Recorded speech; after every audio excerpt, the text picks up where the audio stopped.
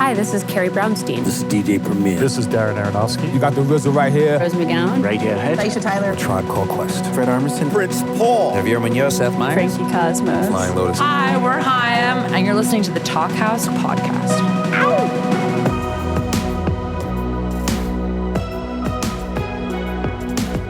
Hello and welcome to the Talkhouse Podcast. I'm Josh Modell. This week, we've got a special episode recorded live just last weekend in New York, featuring two artists that appear on an amazingly ambitious new conceptual compilation album called TRANSA, Asher White and MIZU.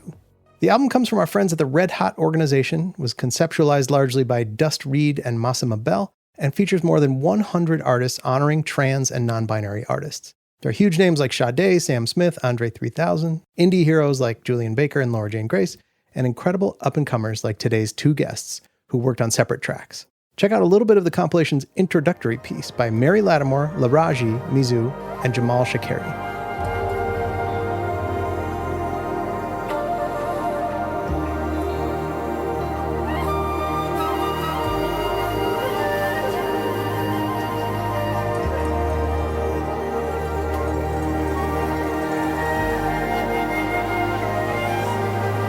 I won't say much more because former Talkhouse producer Mark Yoshizumi was on hand to introduce Asher and MIZU at the event. Enjoy, and check out TRANSA, which is out November 22nd. It's amazing.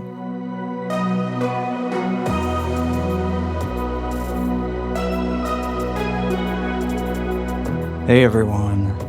Thank you all so much for coming and being a part of this. My name is Mark Yoshizumi. I'm like an emeritus producer for the Talkhouse Podcast.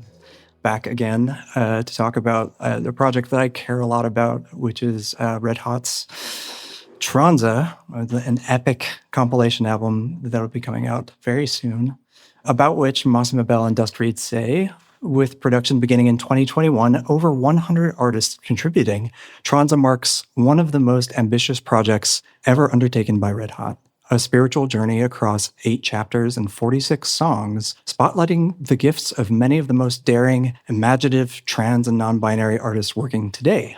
It softens the edges of the world we know and invokes powerful dreams of the futures that might one day thunder from its cracks. I'm very proud also to have co-produced the Talkhouse Podcast for many years in a previous life, and hopefully some of you guys are familiar with that. It is a wonderful primary source of conversations between artists speaking directly and intimately and candidly about their creative processes and their lives, and I think it's a very worthwhile endeavor. I'm genuinely thrilled to be here today to hear one of the Talkhouse Podcast conversations between two extraordinary young artists that I am also lucky to call my friends. Asher White, who I believe is still 24, is this right? Yeah. Oh my God. Yeah. 24 years young, has already put out more albums than Bob Dylan and Drake combined. Her most recent LP, Home Constellation Study, which came out on the excellent Bada Bing Records, is nothing short of a masterpiece. I happen to know that Asher already has another record ready to go. And it is, if you can believe it, even more astounding. It sounds like record. Bob Dylan plus Drake. It kind of does, yeah. But much better than that. I truly do not know how she does it. Asher's song Mare is my #1 most played track of the year. And co-producing the Judy Sill cover that she recorded with Eli Winter and Caroline Rose for TRANSA has been a total career highlight for me. And now MIZU. I first met MIZU at Pitchfork Fest in Chicago 2 years ago when she played an incredible collaborative set with Rachika Nair and Maria BC. And I was standing next to Seth, who books Pitchfork, in the audience, and we both were literally crying by the end of that performance. MIZU is able to pull a similar response from me when I saw her play with Urosh Jovanovich at MoMA recently.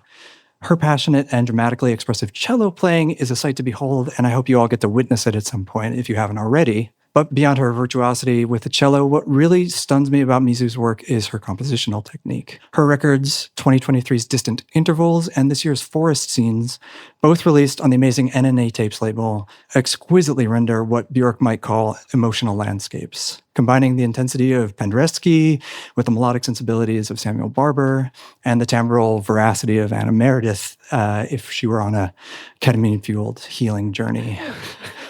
MIZU's new LP, 423, comes out in 2 weeks.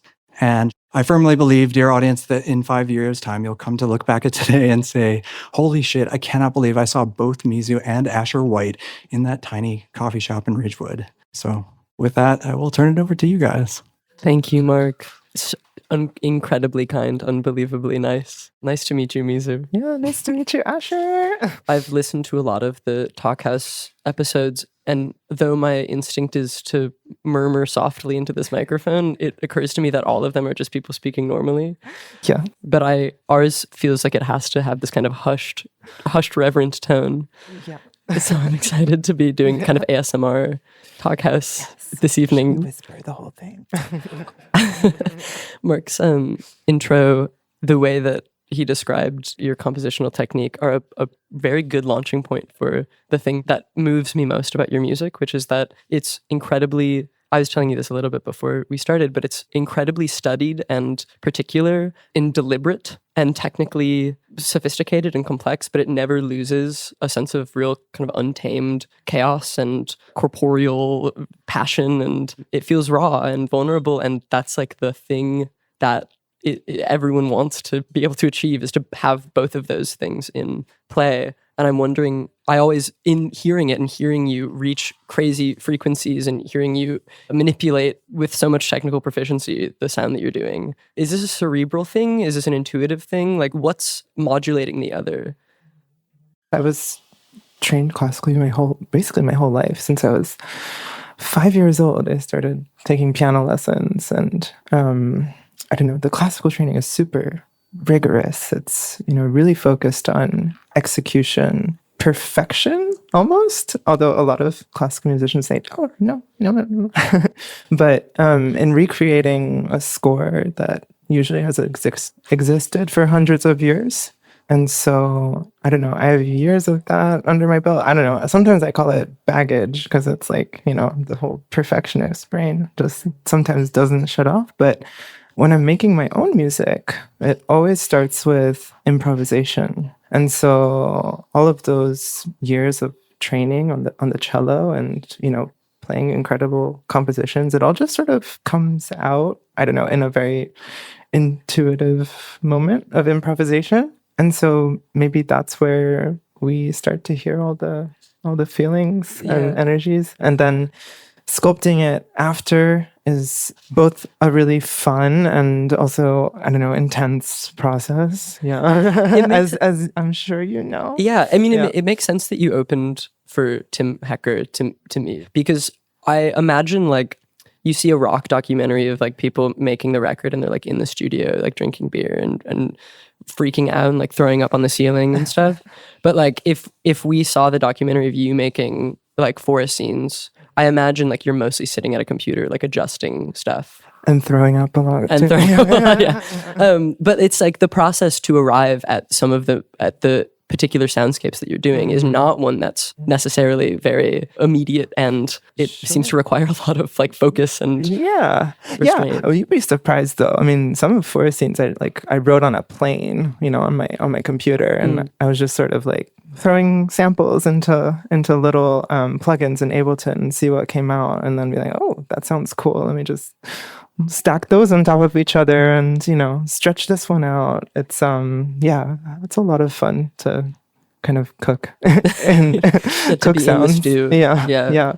But how about yourself? What is, I mean, your recent album is such a joy to listen to. Thanks. Yeah, it's really so delightful, and it's like a glimpse into your soul, I feel like, and different facets of your personality, and it sounds so like intimate.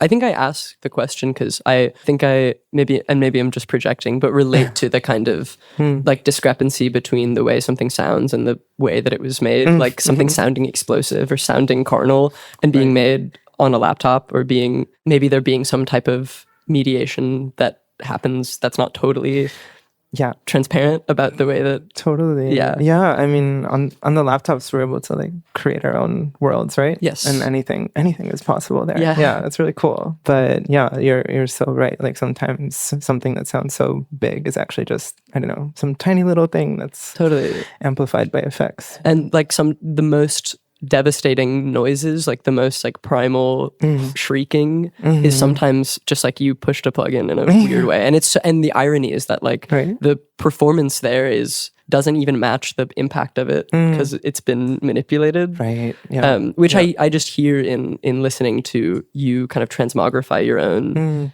Like there's a document, an artifact of you performing, and then there's this other layered performance of manipulation. Right. So I think that's why I'm interested in like, I'm doing a lot of like cutting and pasting tracks together. So it sounds like I can play instruments that I can't play. Yeah. And then a lot of like, I don't know how much the audience knows about Asher, but she's also an incredible visual artist and writer, quite the Renaissance gal. oh, stop. Yeah.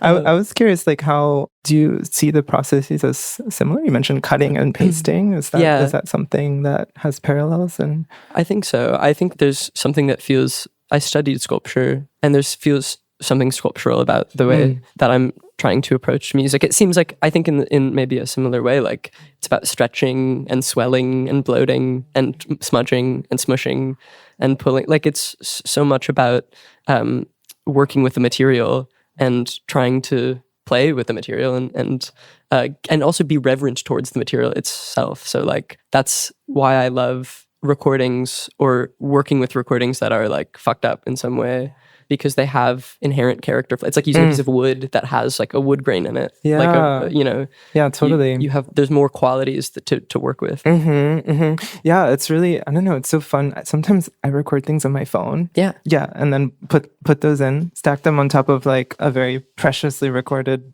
cello on a beautiful mic. You know, I don't know, I love it. It's beautiful. I don't get the sense that either of us have like a Steely Dan urge to like vacuum seal everything or like get the platonic ideal of the song. I think it feels good to be kind of working with a witch's brew of different sounds, different qualities. Mid-fi. Yeah. But in some ways, it being mid-fi makes it like post-hi-fi because it acknowledges the limit. It wears on its sleeves the limits of the form. So it, in some ways, is kind of like existentially relieving itself from being hi-fi. Yeah, totally. I think it sounds like went opposite arcs in our musical trajectories because I come from like a noise background. Oh, okay. Yeah. Not like my parents, but like they had me studying noise. Right. But I grew up just outside of Chicago and then spent like a lot of my middle school and high school years like sneaking out to noise shows in Chicago in like 2014. Yeah. And I was 14.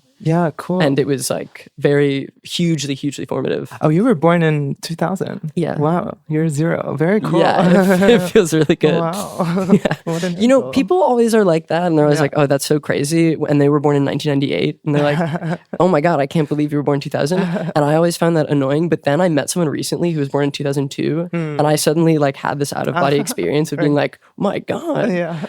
You were conceived to 9/11? Like, what's going on? Like, how did this? Right. Oh my God. It felt, So I'm feeling pretty geriatric.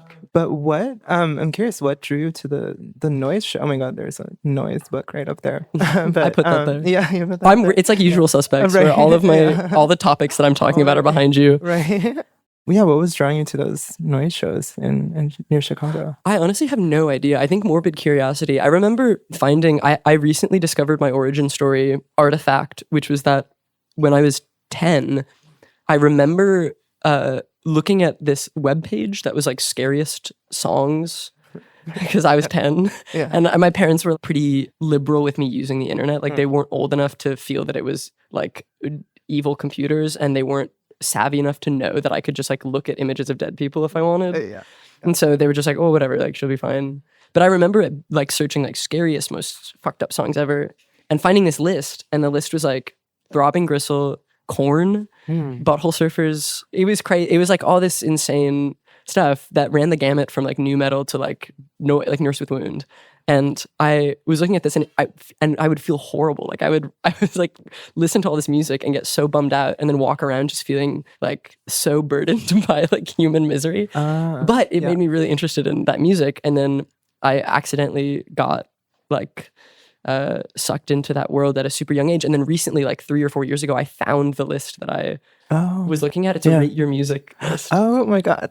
I know. And we love them. Yeah, from like 2006 or something. Cool. And so now that's like a document that is a crazy artifact from that time. Very cool. And you started making your own music around the same time as Yeah, well? I think because the rules of that music are so in the same way that punk, I think is, it's just like there's no barrier for entry, and it was like if you have, it seemed to be made by people who didn't really know what they were doing or were coming from a weird place of anguish or something. Yeah.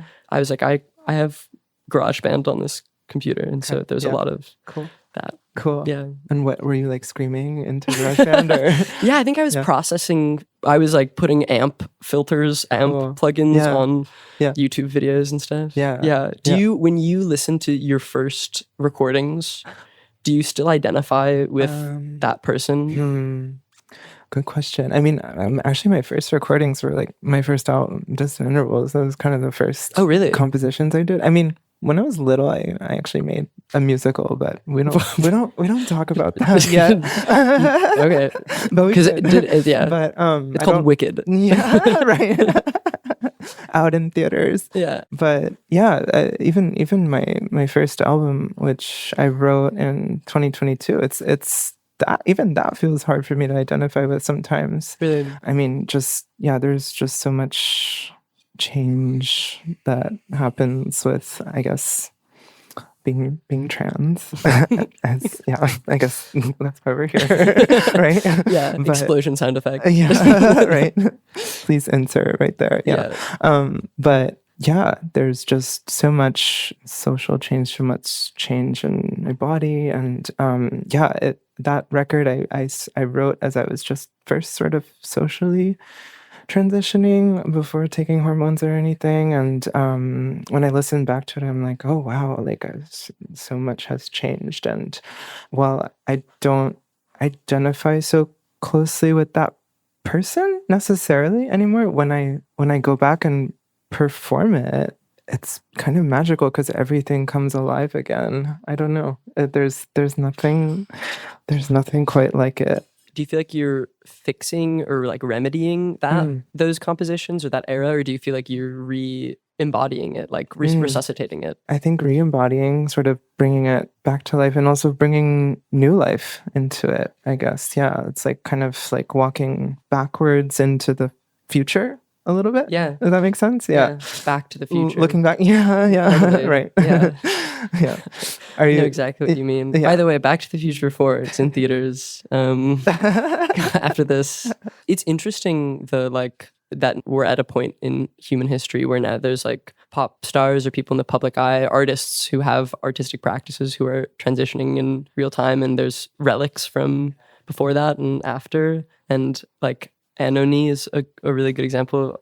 Yeah. Beloved TRANSA contributor. Yeah. Where, I mean, I don't know her relationship to her whole repertoire. I saw her last night, by the way, Oh my God. at the Basinski show. Oh my God, just in the crowd. In the crowd, yeah. Oh my I was like, God. oh my God.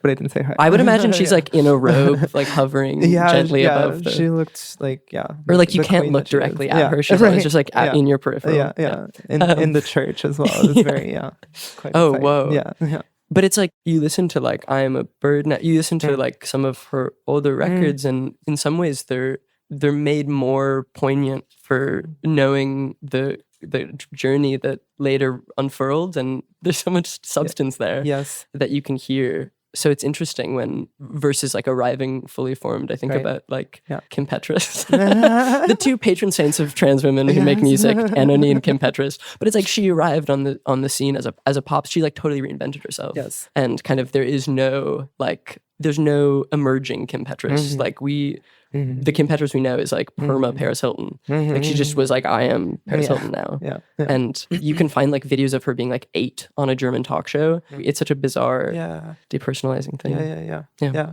How do you feel when you listen back to your, I mean, it's all still up and out, right? Your first you can projects? go on Bandcamp and find some really, really unlistenable music if you want.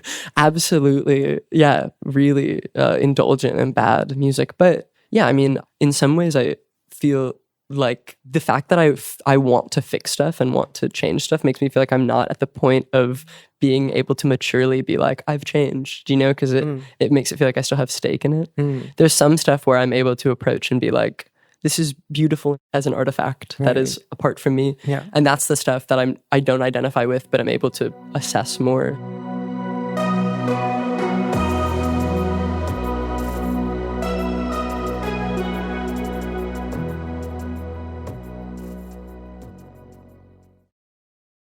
A grouper was giving an interview, and she said something along the lines of like releasing music is like dropping a very heavy treasure chest into like a deep dark ocean. Which dropping a treasure into a deep dark ocean is my favorite grouper album. Oh yeah. It's before Dragging a Dead Deer. Yeah. But yeah, that was really cool. It's Yeah. like when you're releasing music, you're sort of just It's unburdening. Yeah. That's interesting to hear from her too about her music, which in some ways also feels like it feels effortless or like inevitable. So much of that music, Yeah. it's just like it's kind of floating out of her. Is that the type of stuff that you listen to? Like, would you listen to on the way here? Oh, what did I listen to on the way You here? live close. Yeah, I was enjoying some silence on the way here, but Major integrity answer. What was I listening to? God, that's such a good answer. I listened to your song. I love Happy Birthday. Oh, thanks. Yeah, that's probably one of my favorites of yours. Thank you. I did listen to that today. I always listen to a little bit of classical music. You can't beat it out. yeah. You can You can can't take beat it the out of girl me, out of the classical. right? I mean, Tchaikovsky, especially in this season, he's so melodramatic. I'd recommend the opera Eugene Onegin to everyone. Yeah, it's very autumnal. How about you? I don't know. I'm embarrassed. On the way here, I was listening to Cap'n Jazz.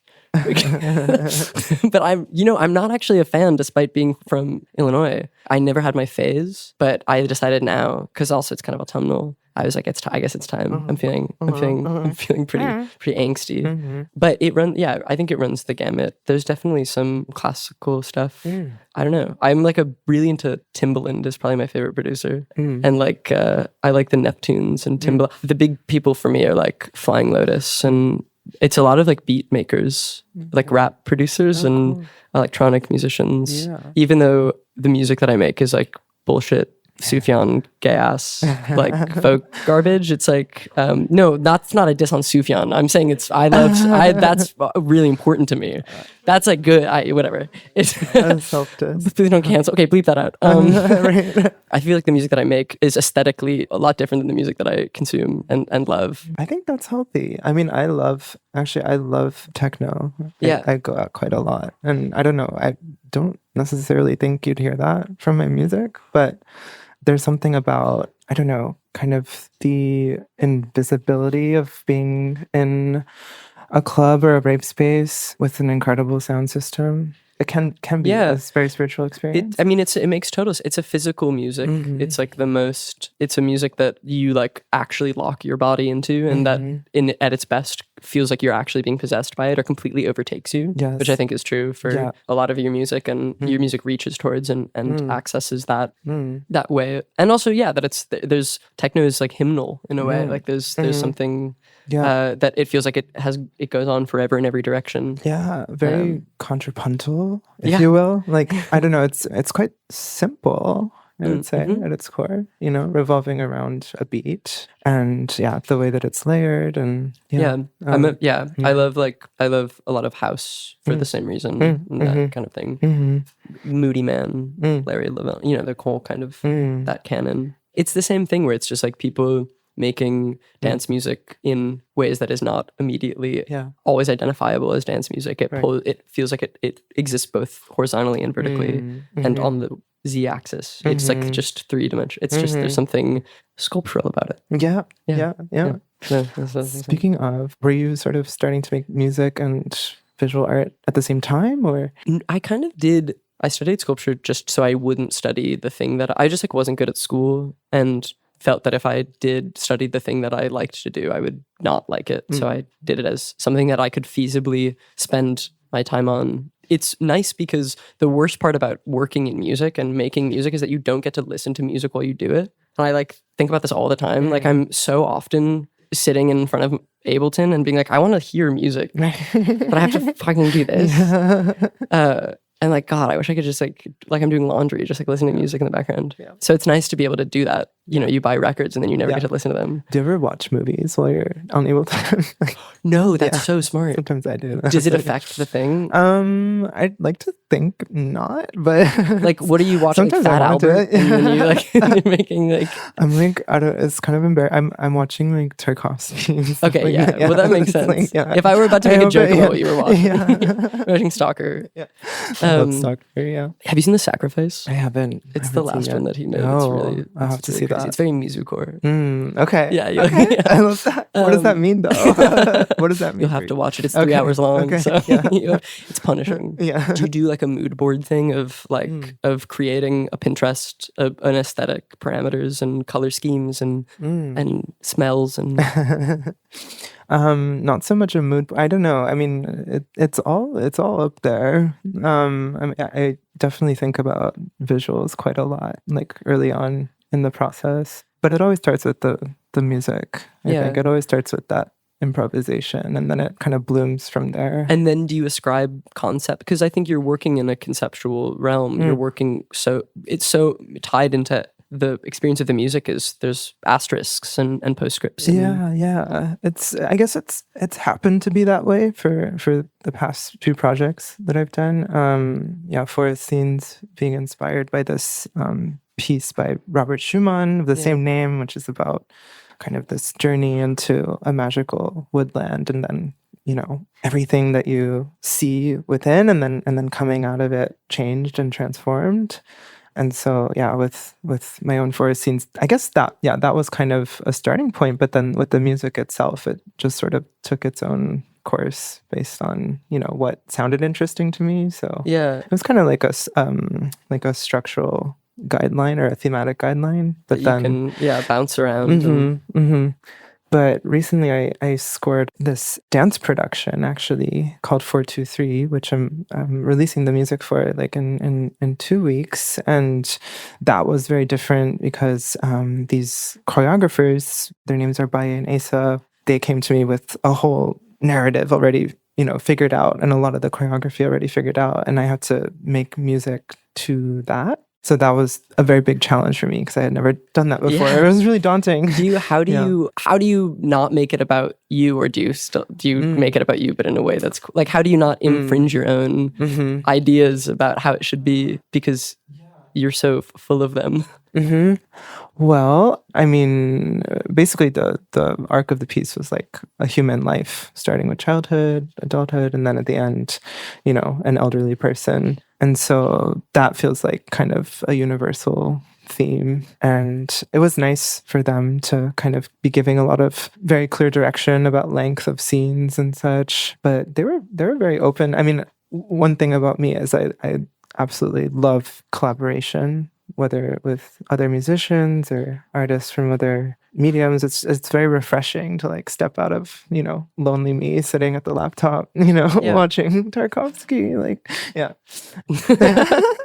How about to have a partner when you're watching Tarkovsky? Yeah. Yeah. How about you? What is your kind of is it a lonely process? It's very lonely. Yeah. Late at night, the lonely stoner. Yeah. No, it's really it feels monastic. In a way that I am trying to exit that mode, just because it can get stifling, I think. And I feel I'm scared to collaborate because I don't want to prove to myself that I'm tyrannical. I don't want to prove to myself that I don't want to reveal to myself that I'm a bad sport. Right. Like, I like collaborating when I'm not in a piloting role. Sure. Like, I love to be someone's drummer or musician or like a consultant or like something. But I, in terms of like my own music, I'm afraid maybe of opening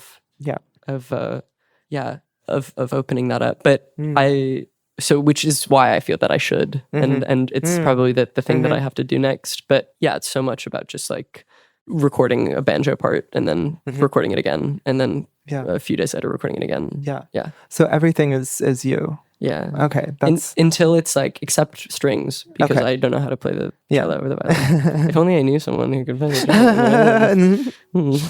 but I like write I'll like write it. I don't read music, so I would write it just on GarageBand with a keyboard. yeah. And then GarageBand actually, for those with Apple computers at home, GarageBand actually can transpose that into sheet music. Yeah. So everyone send MIZU your sheet music. Yes. Yeah, so I would just do that, and then I would give it, but it would do it really badly, and I would give it to these students who would play, like these classical music students who would like Right. be furious because I was giving them like unplayable music.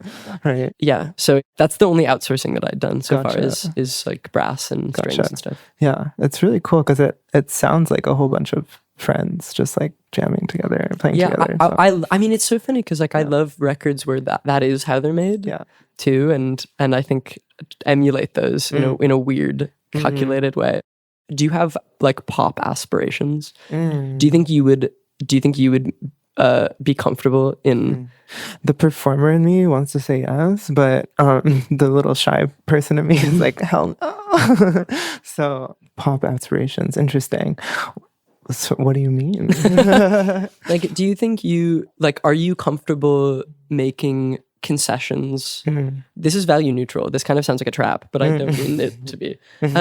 Like being on a platform that's larger and maybe a ship that is more slowly and difficultly steered, and having less control, less immediacy, but more exposure or more power or more reach. I'm not sure. It's a good question. I do think about this because I think a lot of pop artists, it's like a whole machine in a way. I don't know. It's like a whole factory behind them. You have to rage against the machine. Yeah.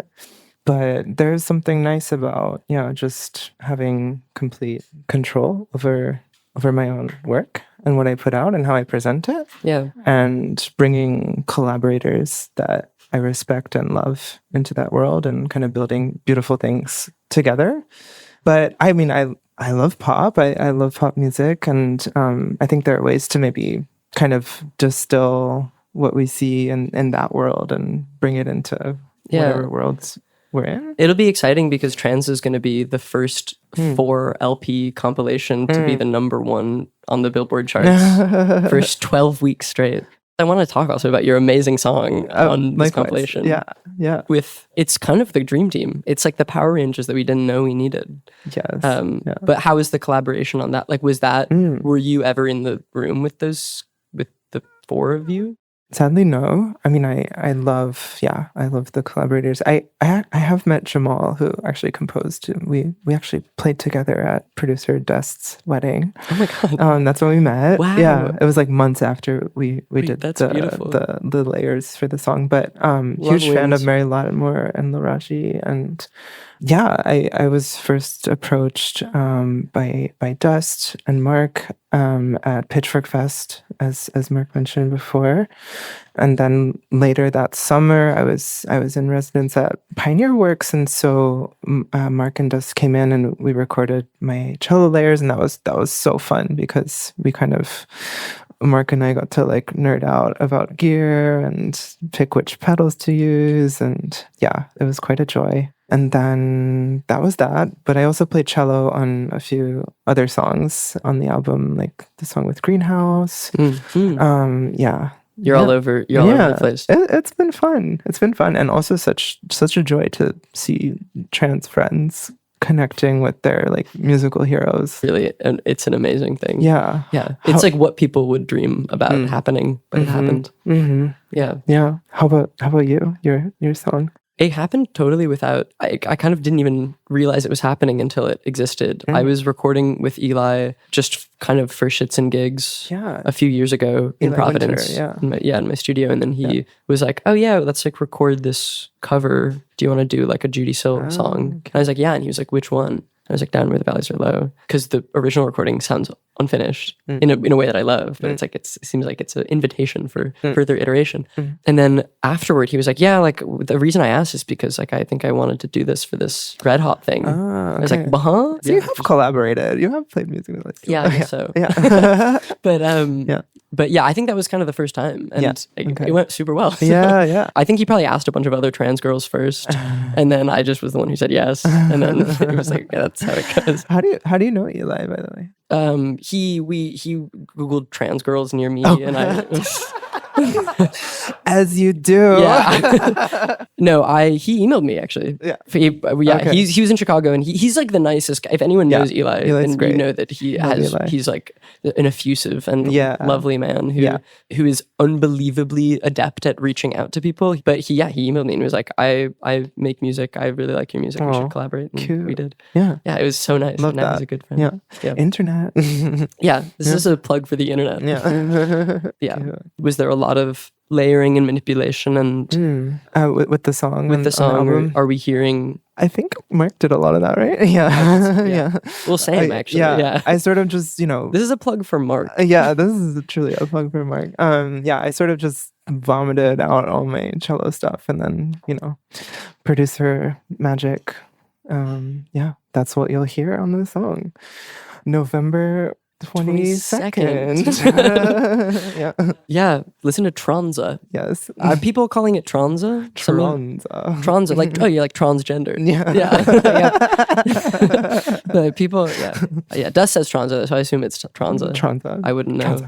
Yeah, I just did it because I thought that it was going to be like, Red Hot was going to buy me dinner, like take me to like, Italy with Adrian Linker or something, and that didn't happen yet. So, Yet. Yeah. Now it'll happen. I thought there would be like a big gala. A banquet. Right. To come. But yeah. Thank you, Talkhouse. Thank you, Honeymoon. Thank you, MIZU. Thank you, Mark. Thank you. God bless. What a joy.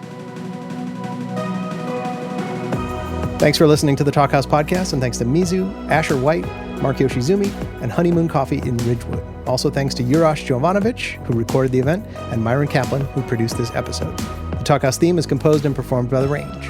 See you next time.